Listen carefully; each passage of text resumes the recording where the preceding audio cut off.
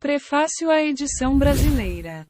A miséria mental da Igreja contemporânea torna-se até difícil para o leitor leigo conceber o que possa ter sido o renascimento filosófico e literário do catolicismo na primeira metade do século XX, quando dificilmente se poderia encontrar, em quaisquer outras correntes de pensamento, personagens da estatura intelectual de Etienne Gilson, Jacques Maritain, André Marc, Maurice Blondel, Pierre Boultang, Charles Pegg, T.S. Eliot, John Senior, Georges Bernanos, Paul Claudel, G.K. Chesterton, Giovanni Papini, François Mauriac e tantos outros, incluindo, como veremos em seguida, o nosso querido P. Sertilanges. Embora nem todos esses autores se filiem à corrente tomista, ou neotomista, é inegável que o tiro de largada dessa vasta e emocionante aventura espiritual foi desferido pelo Papa Leão XIII quando, em 1879, na encíclica Aeterni Patris, exortou os teólogos intelectuais católicos a desprender-se das modas filosóficas e voltar à meditação dos ensinamentos de Stu Tomás de Aquino, 1225 a 1274. Também é difícil, para o leitor de hoje, conceber o quanto o pensamento dominante nos seminários e na alta hierarquia clerical havia se afastado dos ensinamentos tradicionais da Igreja desde o início da modernidade. Só para dar um exemplo, durante todo o século XVIII o ensino nos seminários franceses esteve baseado sobretudo em René Descartes, cujo idealismo subjetivo era radicalmente incompatível com a revelação cristã. Leão XIII não fez com que todos os pensadores católicos se tornassem tomistas, mas, recolocando as doutrinas de Stu Tomás na ordem do dia, operou um vertiginoso upgrade no pensamento católico, obrigando-o a confrontar-se com as mais profundas e espetaculares descobertas do Dr. Angélico. Entre os beneficiários dessa grande virada que optaram pela fidelidade estrita a Stu Tomás encontrou-se o P. Antonin Dalmacis Sertilanges, nascido na cidade francesa de Clermont-Ferrand e morto aos 84 anos em Salange, que em 1893 viria mesmo a fundar a Revue Thomiste para difundir o pensamento do mestre Akinati entre os clérigos e leigos. Sertilanges tornou-se repentinamente famoso em 1917 com o livro La Vie Heroique,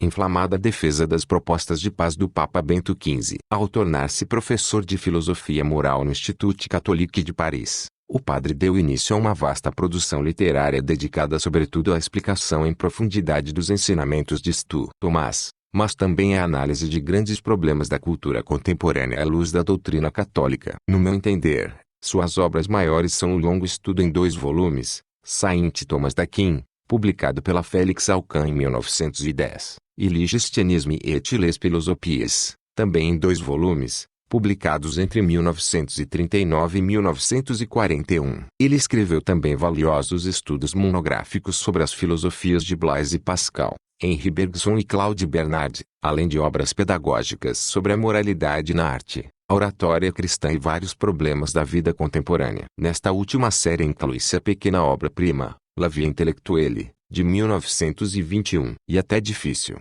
para mim, explicar a influência que esse livro teve na minha vida. O mínimo que posso dizer é que ele decidiu o curso da minha vocação. Ao lê-lo, já nem lembro quantas décadas atrás, percebi, com horror, que os princípios mais básicos e incontornáveis da vida intelectual haviam desaparecido completamente da consciência nacional, ocasionando a usurpação de praticamente todos os postos da alta cultura e da educação por charlatães, tagarelas e carreiristas desprezíveis, que nada tinham a oferecer às jovens gerações senão uma caricatura horrenda da inteligência, da ciência e das artes. Percorrendo as páginas desse livro, eu me lembrava do alto conceito que da sua missão de escritores haviam tido muitos autores brasileiros, como Lima Barreto, Graciliano Ramos, Otávio de Faria e tantos outros. Tudo isso havia se perdido, e era ridículo esperar que sem a reconquista da inteligência, tomada na sua mais alta expressão, fosse possível atacar com proveito quaisquer problemas práticos da vida social e econômica brasileira. Seria como esperar que um homem imbecilizado pelo vício das drogas restaurasse a sua vida normal primeiro para tornar-se inteligente depois. A expressão colocar o carro adiante dos bois não descreve corretamente a loucura dessa expectativa. O que aparecia nos debates públicos brasileiros, com o seu praticismo imediatista, era a esperança de que o carro saísse correndo no encalço dos bois para atrelá-los a si mesmo. Também me ocorria, durante essa leitura, a evocação do soneto de Rainer Maria Rilke Torso Arcaico de Apolo, na tradução de Manuel Bandeira, em que a contemplação da beleza e harmonia perfeitas no corpo do deus grego impunha ao observador, De repente, a consciência do seu dever de mudar o rumo da sua vida e buscar a perfeição. Era a isso que esse maravilhoso livro nos convidava. Todos os meus esforços literários e pedagógicos das 3 últimas décadas provam que não consegui resistir ao seu apelo. Olavo de Carvalho. Richmond, VA, novembro de 2018. Prefácio à 3ª edição. Era um bom momento para reeditar um escrito como este. Quando o universo está em chamas, será oportuno lançar na fornalha páginas para serem consumidas, em vez de formar uma equipe e ajudar a bombear a água. Pobres de nós. De qualquer maneira sentimos uma esmagadora impotência. Mas se o presente é penoso e desconcertante, não devemos, no meio de tudo isso, preocuparmos-nos com o futuro. O futuro depende de Deus e de nós, mas numa certa ordem. Não depende principalmente da força, mas do pensamento. Depois de atrozes demolições será necessário reconstruir. Todos os elementos da civilização têm que ser retomados. Arquitetos aventureiros vão nos propor projetos. Alguns já estão sendo anunciados com alarde. Os planos de nossos mestres de obras terão a amplitude, a harmonia e a solidez necessárias. Deus o queira. Em todo caso, haverá muito trabalho para a reflexão. Há futuro para o conhecimento em todas as formas de que ele se reveste em nossas complexas civilizações, sejam elas antigas, sejam mais recentes. O pensamento católico não terá o direito de abster-se, os outros também não. Para todos os homens de boa vontade a tarefa será imensa. Persuadido de que detém a verdade essencial que lhe foi confiada pelo Cristo, o católico tem mais responsabilidade que qualquer outro, e a fim de assumi-la, tem que reunir todos os seus meios, verificar seus métodos e exercitar seu coração pela meditação de suas possibilidades e de seus deveres. Este livro não tem outro objetivo senão ajudá-lo nessa tarefa. Como nos tempos mais tranquilos e entretanto também carentes, ele será facilmente animado pelo leitor com uma chama nova provinda de sua própria consciência. Por si só, um texto não é nada, como uma viagem não é nada em si mesma. É preciso uma alma que reúna os valores destas frases daquele, fazendo-os brilhar ao contato dessa luz misteriosa que se chama verdade ou que leva o nome de beleza. O efeito de um livro depende de cada um de nós. Seu último estágio não é o objeto impresso que sai da editora, mas o verbo mental que o próprio leitor produz. Perante os desafios dos acontecimentos e na aflição atual,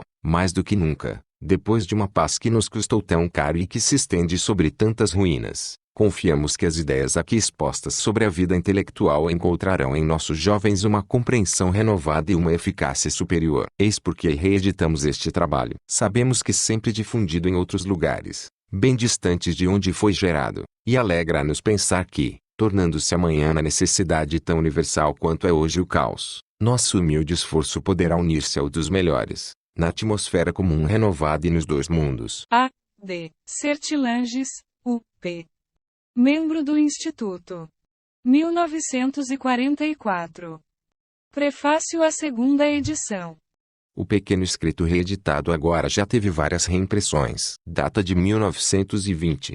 Ainda não o tinha relido. Perguntei-me, ao lançar-lhe um novo olhar e com uma experiência 15 anos mais velha, se reconheceria nele o meu pensamento. Encontrei-o integralmente, exceto em algumas nuances que não deixarei de ajustar na revisão que agora inicio. A razão disso é que estas páginas, na verdade, não têm data. Saíram do que há de mais profundo em mim. Já viviam dentro de mim há um quarto de século, quando vieram à luz. Escrevi-as como quem exprime suas convicções essenciais e deixa falar o coração. O que me dá a confiança de que elas são de proveito é com toda a certeza sua grande difusão, mas é sobretudo o testemunho de inumeráveis cartas, umas me agradecendo pela ajuda técnica que oferecia aos trabalhadores do espírito, outras pelo calor que diziam que comunicaram a almas jovens ou viris, a maioria pelo que parecia ao leitor a mais preciosa das revelações, a da atmosfera espiritual adequada ao desabrochar do pensador, a sua elevação, a seu progresso, a sua inspiração, a sua obra. Isso é de fato o principal. O espírito tudo rege. É ele que começa,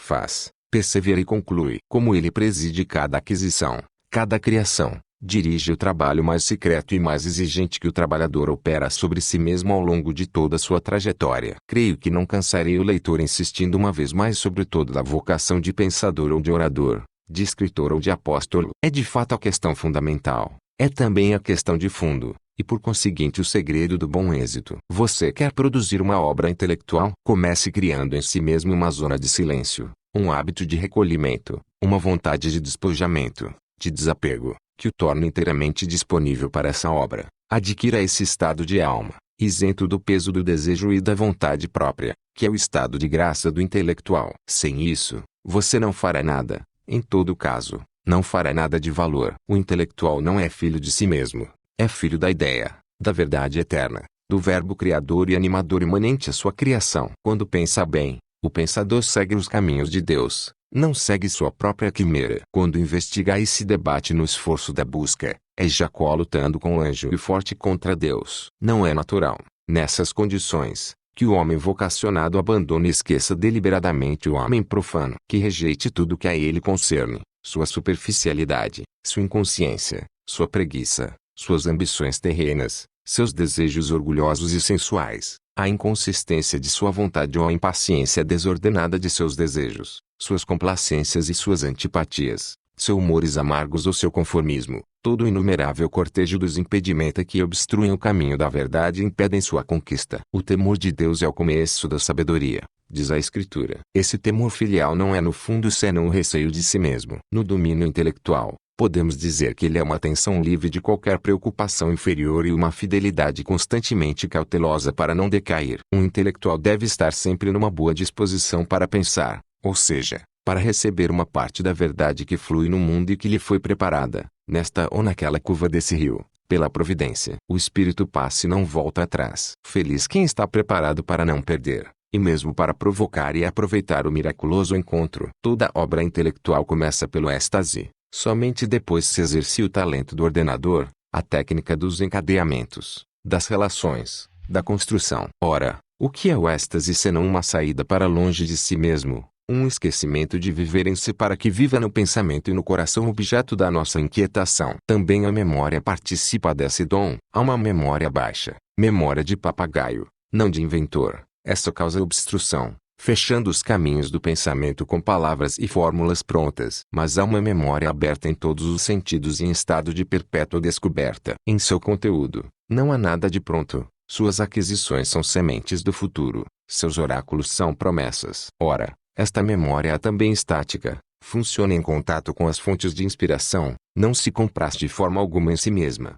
O que ela contém é ainda a intuição, sob o nome de lembrança. E o em que ela se hospeda entrega-se, através dela, a exaltante verdade tanto quanto faz na investigação. O que é verdadeiro nas aquisições e realizações já era verdadeiro no chamado, no início da trajetória. Depois das hesitações da adolescência frequentemente angustiada e perplexa, foi preciso chegar à descoberta de si, a percepção desse impulso secreto que visa, em nós, não sei que resultado distante que a consciência ignora. Você acha que isso é simples? A escuta de si mesmo é uma fórmula que equivale a escuta de Deus. É no pensamento criativo que habita nosso ser verdadeiro e nosso eu na sua forma autêntica. Ora, essa verdade de nossa eternidade, que domina nosso presente e augura nosso futuro, só nos é revelada no silêncio da nossa alma. Silêncio dos vãos pensamentos que levam ao divertimento pueril e dissipador. Silêncio dos ruídos atraentes que as paixões desordenadas estão sempre produzindo. A vocação pede o assentimento,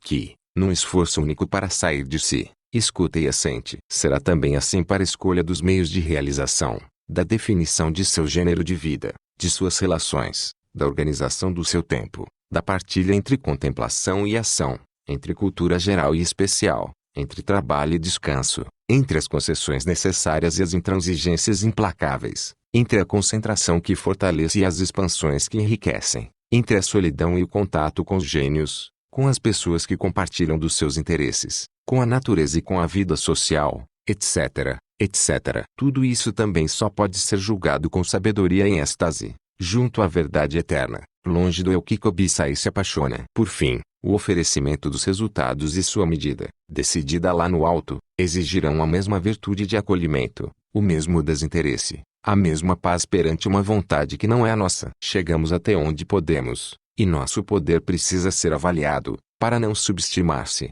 por um lado, ou, inversamente, exceder sem pretensões e numa vã inflação. De onde nos vem esse julgamento, senão de um olhar fiel à verdade impessoal e da submissão a seu veredito, mesmo quando isso nos custa um esforço ou uma secreta decepção. Os grandes homens parecem-nos grandes audaciosos. No fundo, eles obedecem mais que os outros. Uma voz soberana instrui-os. É porque um instinto provindo dela aciona os que tomam, sempre corajosamente e às vezes com grande humildade, o lugar que lhes dará mais tarde a posteridade, ousando ações e arriscando invenções frequentemente em desacordo com o seu meio, sendo até alvo de seus sarcasmos. Eles não têm medo, porque, por mais isolados que pareçam, não se sentem sós. Tem a seu favor aquele que tudo decide afinal. Pressentem seu futuro império. Nós, que sem dúvida devemos conceber uma humildade de outra espécie, devemos entretanto inspirar-nos nos mesmos cumes. É a altitude que julga a pequenez. Quem não tem o sentimento das grandezas exalta-se ou abate-se facilmente.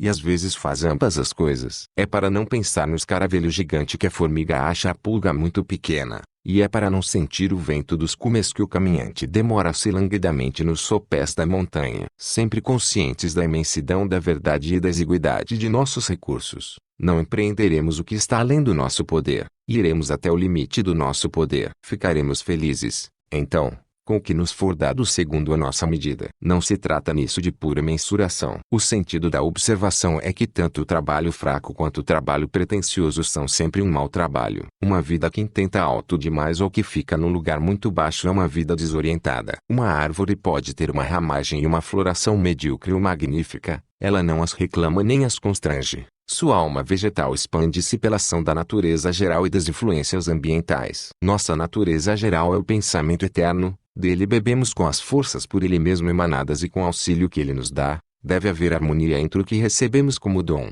inclusive a coragem, e o que podemos esperar como resultado. Haveria muito a dizer sobre essa disposição fundamental para um destino todo consagrado à vida pensante. Mencionei antes as resistências e as incompreensões que atingem os grandes, mas elas também atingem os pequenos. Como resistir-lhes sem uma pura adesão ao verdadeiro e sem esquecer-se de si mesmo? Quando desgostamos o mundo, ele se vinga, e quando é agradado, o mundo também se vinga, corrompendo. O único recurso é trabalhar longe dele, tão indiferente ao seu juízo quanto disposto a lhe ser útil. O melhor talvez seja que ele rechace você e obrigue-o assim a voltar-se para si mesmo, a crescer interiormente, a controlar-se, a aprofundar-se. Esses benefícios são favoráveis a nosso superior desinteresse, ou seja, a nosso interesse pela única coisa necessária. Talvez estejamos expostos, em relação aos outros, às tentações da detração, da inveja, de críticas injustificáveis, de querê-las. Temos então que recordar que tais disposições, perturbando os espíritos, lesam a verdade eterna e são incompatíveis com o seu culto. Devemos observar a esse respeito que a detração, sob certo aspecto, é mais aparente que real, e não é sem valor para a formação da opinião corrente. Enganamo-nos com frequência sobre o modo como os mestres falam uns dos outros. Criticam-se duramente, mas sabem muito bem seu mútuo valor, e fazem suas críticas sem levar isso em conta. O progresso comum necessita sempre de paz e de ajuda mútua, e é imensamente retardado pelas condutas estreitas. Diante da superioridade de alguém, só há uma atitude honrosa: amá-la, e ela se tornará assim nossa própria alegria, nossa própria fortuna. Uma fortuna diferente poderá nos tentar, a que vem de um sucesso exterior, o que hoje, a bem dizer, é bem raro, quando se trata de um verdadeiro intelectual. O público, em seu conjunto, é vulgar e só ama o que é vulgar. Os editores de Edgar Allan Poe diziam ser obrigados a pagar-lhe menos que aos outros, porque escrevia melhor do que eles. Conheci um pintor a quem um marchande dizia: deverias tomar umas aulas. Para aprender a não pintar tão bem. O homem que se dedica ao que é perfeito não entende essa linguagem, não consente por nenhum preço, sob nenhuma forma, em ser um devoto daquilo que Baudelaire chamava de zoocracia. Mas, e se essa dedicação definhasse, mesmo desprezando o juízo dos ignorantes, não estamos expostos, em nosso íntimo, aos tolos juízos da vaidade e da puerilidade instintiva. Jamais deixa calado, jamais esconde de ti mesmo que se pode pensar contra teu próprio pensamento. Escreveu Nietzsche. Aqui não se trata mais dos incompetentes e dos curiosos, mas de nosso próprio testemunho num estado vigilante e íntegro. Quantas vezes não gostaríamos de tergiversar, de satisfazer-nos falaciosamente, de preferir-nos indevidamente. A severidade para consigo mesmo, tão favorável à retidão dos pensamentos e à sua preservação contra os mil riscos da investigação, é um heroísmo. Como declarar-se culpado e amar a própria condenação, sem o amor desvairado por aquele que julga. Isso pode ser corrigido, é verdade, por uma fidelidade intransigente às nossas persuasões profundas, as intangíveis intuições que estão na base dos nossos esforços e também da nossa crítica. Não se constrói sobre nada, e os retoques do artesão não afetam os fundamentos primeiros. O que foi adquirido e examinado deve ser preservado de revisões injustificadas e dos escrúpulos. É o próprio amor pela verdade que o exige. É o próprio desinteresse que em nós mesmos se interessa por aquilo que nos transcende e que ainda assim escolheu vir habitar em nossa consciência. Tais avaliações são delicadas, mas são necessárias. Por nada neste mundo as altas certezas, sobre as quais repousa todo o trabalho da inteligência, devem ser abaladas. É mesmo necessário defender-se, em nome da mesma fidelidade, desse ótimo que foi justamente chamado de inimigo do bom. Ocorre que, ampliando o campo da pesquisa, ela se enfraquece, e também que, aprofundando-a para além de certos limites, o espírito perturba-se e o que consegue apenas ficar perplexo. A estrela que fixamos com demasiado ardor e insistência pode, por isso mesmo, piscar cada vez mais e acabar desaparecendo do céu. Disso não se conclui que não devamos nos aprofundar, e muito menos que devamos negligenciar essa larga cultura que é uma condição da profundidade em um domínio qualquer. Advirto sobre o perigo do excesso, e assinalo que uma pura fidelidade à verdade, sem paixão pessoal, sem frenesi, é o que caracteriza essa profundidade. Existe ainda outra defesa contra a precipitação nos julgamentos e na elaboração dos trabalhos. Ninguém se deixa ofuscar, quando ama a verdade, por uma ideia brilhante aureolada por banalidades. Não se realiza uma obra a esse preço. Acontece também ao medíocre encontrar uma ideia, como um diamante puro ou uma pérola. O que é difícil é lapidar a ideia, e sobretudo incrustá-la em uma joia de verdade que será a verdadeira criação. Dentre os leitores apressados de uma obra, disse Ramon Fernandes em uma espirituosa fórmula, incluiria de bom grado o autor desta obra. Muito bem. Mas de onde vem essa pressa negligente,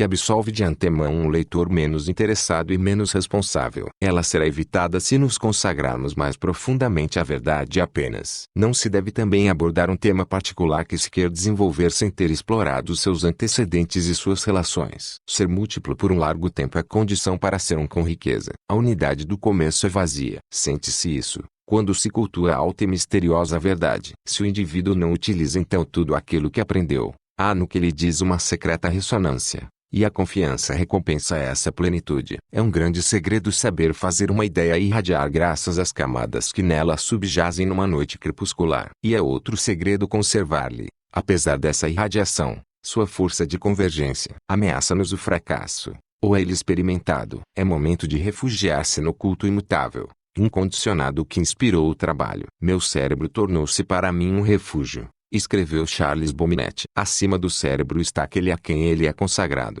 e o refúgio, então, é particularmente seguro. Mesmo ao preço da dor, a criação é uma alegria, e, mais do que a criação, a veneração pela ideia de que ela procede. Ademais, como observava Fouché, é com os remanescentes que se ganham as batalhas. Você fracassou nisto, o que o prepara para vencer naquilo? Para vencer, simplesmente, o que é garantido para qualquer um que tenha valor e se esforce. Quero assinalar um último efeito da alta submissão de que acabo de fazer o elogio. Ela limita nossas pretensões, não apenas pessoais, mas humanas. Nem tudo pode a razão. Sua realização última, segundo Pascal, consiste em constatar os seus limites. E ela só o faz quando entregou-se à sua primeira lei, que é, não sua própria verdade, considerada como propriedade ou como conquista, mas a verdade impessoal e eterna. Aqui não há limitação para a honra, pelo simples fato de se ter renunciado à presunção. O mistério recompensa. A fé que se sobrepõe à investigação ao seu espírito a amplidões que ele jamais conheceria por si mesmo,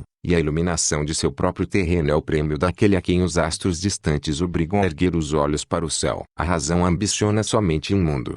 A fé dá-lhe a imensidão. Não quero prolongar este discurso. Ele será necessariamente reencontrado, pois seu objetivo é indicar onde está o todo. Deste todo, defendi os direitos com uma insuficiência de que tenho plena consciência e pela qual peço desculpas. Faço votos de que minhas sugestões sobre ele, por débeis que sejam, contribuam para conduzir a ele melhores panegiristas e mais ardentes servidores. A.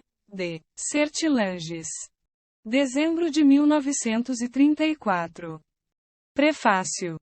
Encontramos entre as obras de São Tomás uma carta a um certo Frei João, em que são enumerados 16 preceitos para adquirir o tesouro da ciência. Essa carta, autêntica ou não, merece ser estudada em si mesma. Ela não tem preço, Suas frases deveriam ser todas impressas no íntimo do pensador cristão. Acabamos de publicá-la uma vez mais ao final das orações do mesmo doutor, nas quais se condensa seu pensamento religioso e se deixa entrever sua alma. Pensamos primeiro em comentar os 16 preceitos, extraindo deles tudo aquilo que pode ser útil recordar aos homens de estudo atuais. Na prática, esse procedimento pareceu-nos um pouco limitado. Preferimos proceder com mais liberdade, mas a substância deste pequeno volume não deixa de ser totalmente tomista. Encontra-se nele o que nos 16 preceitos e em outros lugares o mestre sugere em relação à conduta do espírito. Este opúsculo não tem a pretensão de substituir as fontes, e faz referência a muitas delas. O autor não esqueceu, como sem dúvida muitos outros não esqueceram, o entusiasmo dos seus 20 anos, quando o padre Gratry estimulava nele o fervor do saber. Numa época que tanto necessita de luz, devemos recordar com frequência as condições que permitem adquirir a luz e preparar sua difusão através de obras. Não trataremos aqui da produção em si mesma, ela será o assunto de outro trabalho. Mas o espírito age de maneira semelhante quando procura enriquecer-se e quando faz uma prudente despesa. Como diremos adiante que a despesa é nesse caso um dos meios de aquisição, não podemos duvidar da identidade dos princípios que, tanto numa quanto na outra, tornam nossa atividade intelectual fecunda. É uma razão para ter a esperança de ser útil a todos.